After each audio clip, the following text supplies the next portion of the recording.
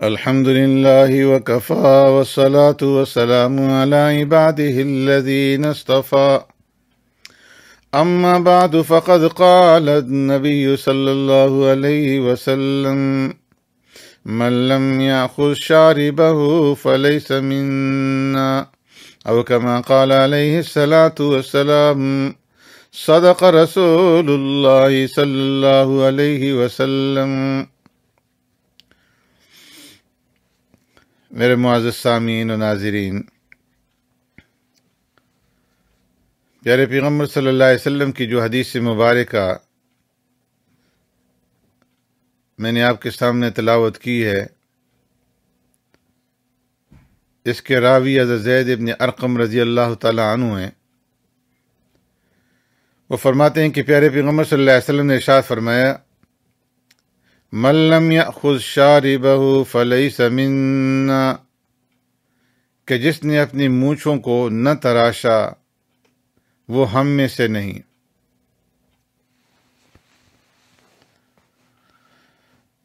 مونچھوں کو تراشنا یہ پیارے پیغمبر صلی اللہ علیہ وسلم کی سنت ہے، اور پیارے پیغمبر صلی اللہ علیہ وسلم کی کسی بات کی مخالفت کرنا بہت بڑا گناہ ہے۔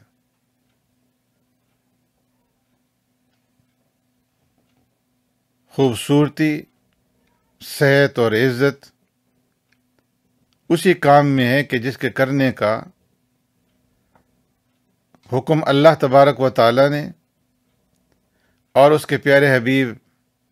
جناب محمد الرسول اللہ صلی اللہ علیہ وسلم نے دیا ہو۔ مونچھیں نہ تراشنا، فرمایا یہ دین کے فطرت کے بھی خلاف ہے، کیونکہ پیارے پیغمبر صلی اللہ علیہ وسلم نے ارشاد فرمایا کہ عشر من الفطرت قص الشارب وإفاء اللحیہ والسواک واستنشاق الماء وقص الأظفار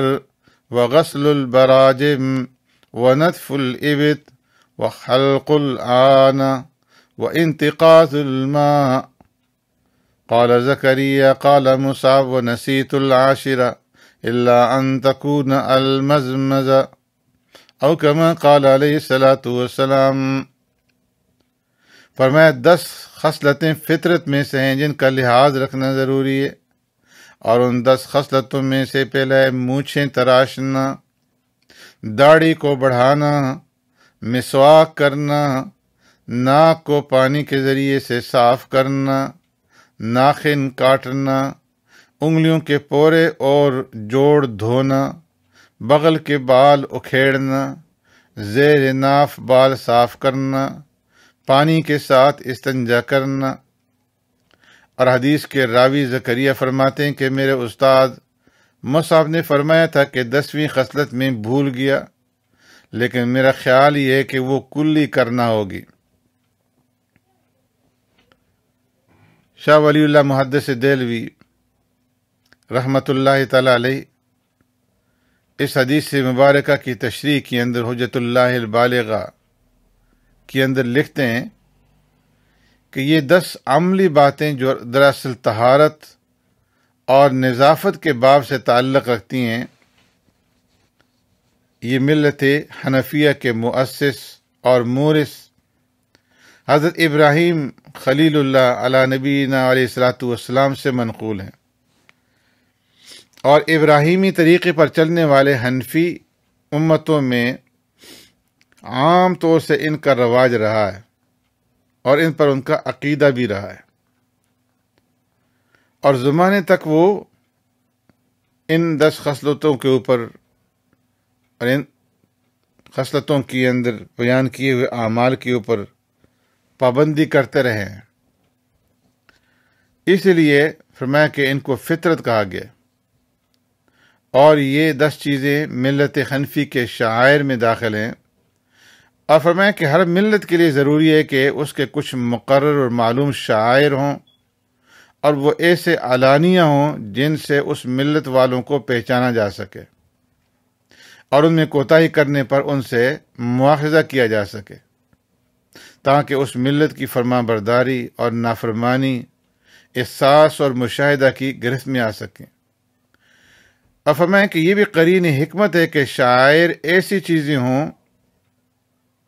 جو نادر الوقوع نہ ہوں اور ان میں معتدب فوائد ہوں اور لوگوں کے ذہن ان کو پوری طرح قبول کر لیں، اور ان 10 چیزوں میں یہ باتیں موجود ہیں۔ بعض علماء فرماتے ہیں کہ اس حدیث سے یہ اصول معلوم ہو گیا کہ جسم کی صفائی اور اپنی ہیئت اور صورت کی درستگی اور ہر ایسی چیز کا ازالہ اور اس سے اجتناب جس سے گھن آئے، کراہیت پیدا ہو، احکام فطرت میں سے، اور یہ طریقہ انبیاء علیہ الصلوۃ والسلام کا ہے۔ اللہ تبارک و تعالیٰ نے صورت کی تحسین کو، صورت کی خوبصورتی کو اپنا خاص انعام اور احسان بتلایا ہے۔ حضرت عبداللہ ابن عمر رضی اللہ تعالیٰ عنہ سے روایت ہے کہ پیارے پیغمبر صلی اللہ علیہ وسلم نے ارشاد فرمایا، خالف المشرکین وفر اللحى واخف الشوارب، فرمایا مشرکوں کی مخالفت کرو، داڑھی بڑھاؤ اور مونچھیں کٹاؤ۔ حضرت ابو امامہ رضی اللہ تعالیٰ عنہ سے روایت ہے، فرماتے ہیں کہ ہم نے کہا یا رسول اللہ صلی اللہ علیہ وسلم، ان اہل الکتاب یقصون اسانینہم ویوفرون سبالہم، قال فقال النبی صلی اللہ علیہ وسلم، قصوا سبالکم ووفروا انانینکم وخالفوا اہل الکتاب۔ فرمایا ہم نے عرض کیا اللہ کے رسول صلی اللہ علیہ وسلم، یہود اور نصارہ داڑھیوں کو کاٹتے اور مونچھوں کو بڑھاتے ہیں، تو پیارے پیغمبر صلی اللہ علیہ وسلم نے فرمایا کہ تم مونچھیں کاٹو اور داڑھی کو بڑھاؤ اور یہود و نصارہ کی مخالفت کرو۔ تو اس حدیث سے معلوم ہوا کہ داڑھی بڑھانا اور مونچھیں کٹوانا یہ فطرت میں سے، اور جو شخص اس کا الٹ عمل کرتا ہے وہ فطرت کو بدلنے کی کوشش کرتا ہے، کہ جو بہت بڑا سنگین جرم ہے اور گناہ ہے۔ پھر پیارے پیغمبر صلی اللہ علیہ وسلم نے کئی بار صحابہ اکرام رضوان اللہ تعالی اجمعین کو اس کا حکم فرمایا کہ تم اپنی داڑھیاں بڑھاؤ اور مونچھیں ترشواؤ، اور یہود اور نصارہ سمیت مشرکوں کی مخالفت کرو، مجوسیوں کی مخالفت کرو۔ تو اس نے فرمایا کہ جو شخص داڑھی تو کٹوائے اور مونچھیں بڑھائے تو وہ فطرت اسلام کے خلاف کرتا ہے، پیارے پیغمبر صلی اللہ علیہ وسلم کے حکم اور آپ صلی اللہ علیہ وسلم کی سنت کی مخالفت کرتا ہے، اور یہود و نصارہ اور مشرکین اور مجوس کی موافقت کرتا ہے، جس کے اوپر اسے اللہ کے عذاب سے ڈرنا چاہیے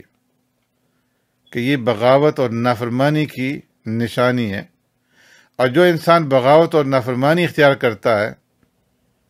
تو اس کو اللہ کے عذاب سے ڈرنا چاہیے کہ اللہ رب العزت کا عذاب بغاوت کرنے والوں پر اور نافرمانی کرنے والوں پر آتا ہے۔ قرآن کریم کے اندر اللہ رب العزت ارشاد فرماتے ہیں، فَلْيَحْذَرِ الَّذِينَ يُخَالِفُونَ عَنْ أَمْرِهِ أَن تُصِيبَهُمْ فِتْنَةٌ أَوْ يُصِيبَهُمْ عَذَابٌ أَلِيمٌ۔ فرمایا جو لوگ رسول اللہ صلی اللہ علیہ وسلم کے حکم، آپ صلی اللہ علیہ وسلم کے طریقے اور سنت کی مخالفت کرتے ہیں، ایسے لوگ ایسا کرنے سے باز آ جائیں، کہیں ایسا نہ ہو کہ ان تصیبہم فتنہ، کہ حکم رسول کی مخالفت کی وجہ سے ان پر کوئی آزمائش یا ان کے اوپر کوئی دردناک عذاب نازل ہو جائے۔ تو اس لیے فرمایا کہ مونچھیں بڑھانے والے شخص سے پیارے پیغمبر صلی اللہ علیہ وسلم شدید نفرت کا اظہار فرمایا کرتے تھے، اور اگر کوئی آدمی مونچھیں بڑھائے اور داڑھی منڈوا دے تو ایسا شخص فرمایا کہ اسلام میں بہت بڑا مجرم ہے، اور شاید کہ اس کی پکڑ کے لیے یہی گناہ کافی ہو کہ اس نے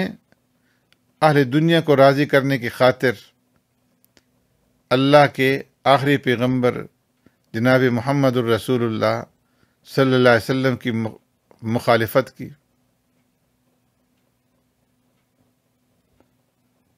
افسوس کا مقام ہے کہ آج ہم مسلمان اس چیز کا خیال نہیں کرتے۔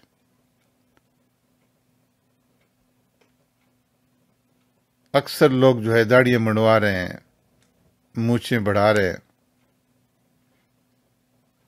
جبکہ اللہ کے رسول صلی اللہ علیہ وسلم نے اس سے منع فرمایا ہے۔ تو ایک مسلمان کی حیثیت سے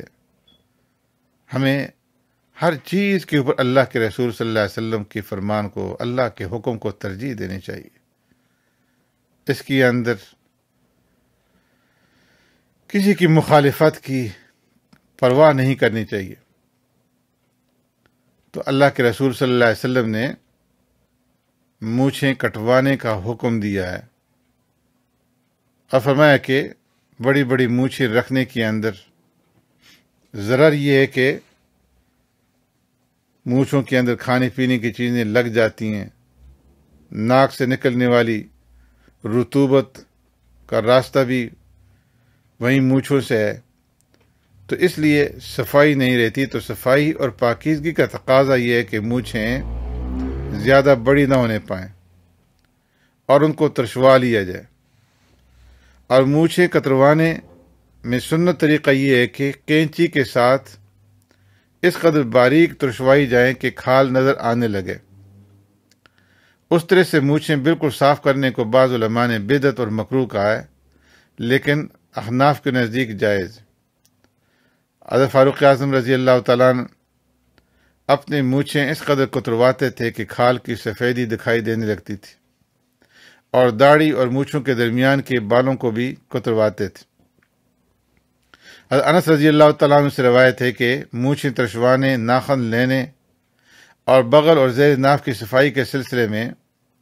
ہمارے لیے 40 دن کی حد مقرر کی گئی ہے۔ ان سے زیادہ جو ہے نہیں چھوڑنا چاہیے۔ 40 دن کے اندر اندر زیر ناف، زیر بغل بالوں کی ناخن ترشوانے اور مونچھیں کٹوانے کا عمل جو ہے وہ کر لینا چاہیے۔ بہتر یہ کہ ہر ہفتہ میں مونچھیں ترشوائی جائیں، ناخن لیے جائیں،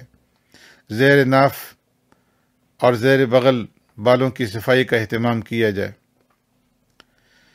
حضرت ابو ہریرہ رضی اللہ تعالیٰ عنہ سے روایت ہے کہ پیارے پیغمبر صلی اللہ علیہ وسلم ہر جمعہ کو نماز جمعہ کے لیے نکلنے سے پہلے اپنے ناخن تراشتے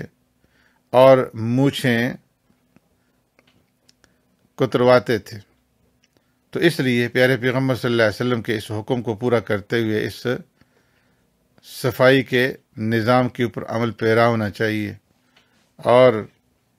اپنی داڑھیوں کو بڑھانے کی اور مونچھوں کو کٹوانے کی کوشش کرنی چاہیے۔ اللہ رب العزت ہمیں عمل کرنے کی توفیق نصیب فرمائے۔ سبحانک اللہم بحمدک نشہد ان لا الہ الا انت نستغفرک ونتوب الیک۔